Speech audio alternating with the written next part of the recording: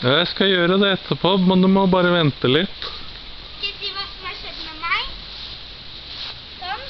Nei. Skal jeg si hva som har skjedd med meg? Hva skjedde med deg da? I går så trynet jeg. Tryna du på sykkelen? Ja, og jeg har fått skrubbsår. Få se. Ballen min. Har du tryna på sykkelen? Ja. Og jeg har også Har du gjort slått det. deg? Har du også slått deg? Se, Norgeplasteret. Har du norgesplaster? Har du slått deg så fælt? Ja. Hva heter du for Er det der Frida? Frida? Nei, ikke gjør sånn. Nei. Nei, så pen tunge du har. Hva er du da? Min ball.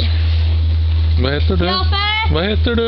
Birgitte, vet ikke det? Jeg er naboen din. Er du naboen min? Nei, det kan det ikke være. Jo.